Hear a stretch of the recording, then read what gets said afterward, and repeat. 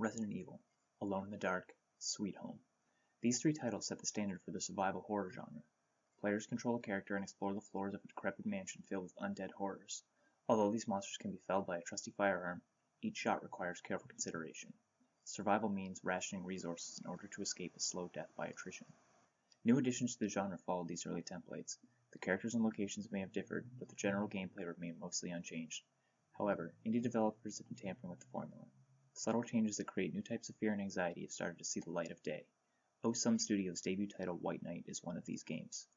Placed in the middle of the Great Depression, White Knight seamlessly merges the black and white aesthetics of early film noir with the psychological torment of the horror genre.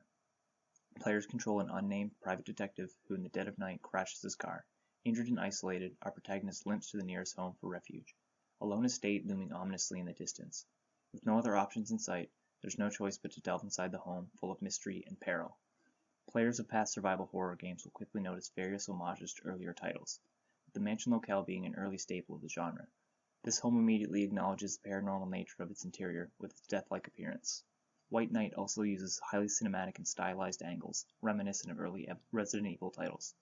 The ever-shifting camera creates a sense of disorientation as it quickly changes with the character's movement, or a feeling of being watched as the lens peers through a lone window at the player. Keeping with the tradition, exploration and puzzle solving play prominent roles in White Knight.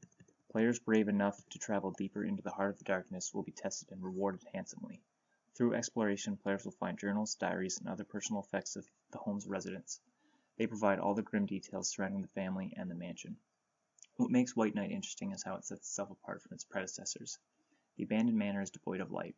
The player must navigate the various rooms and hallways in darkness, save for matches. Matchlight offers a small comfort within the surrounding darkness. This is made all the more powerful by the developer's decision to animate in only black and white, nothing in between. Unfortunately, the life of a match is finite. It is necessary to scavenge as many as possible, as being left alone in the dark spells a quick demise at the hands of the apparition stalking the corridors inside. These fears will ease the more time spent in the game. Most specters are visible in the darkness, so with a match lit, players can plan what to do next. The creepy tones and vibrating camera that follow these encounters also lose their edge. A lot of the real terror is lost after the first few run-ins with a ghost. White Knight still has a few surprises up its sleeve, but they don't have a lasting effect. However, the home specters offer an interesting contrast to other horror titles. Zombies, monsters, and demons, although undead, can be fended off as they are physical creatures. In White Knight, players carry no items to defend themselves against ethereal beings. This sense of helplessness intensifies anxieties. The enemy is unknown, and if they find you, it's all over. Electric light is the only way to eradicate that which haunts the home, often forcing the players to brave the darkness to find light. Osum Studios took a risk, albeit a relatively safe one, with White Knight that's paid off. The game adds new dimensions to the genre by creating a feeling of helplessness within a beautiful noir landscape.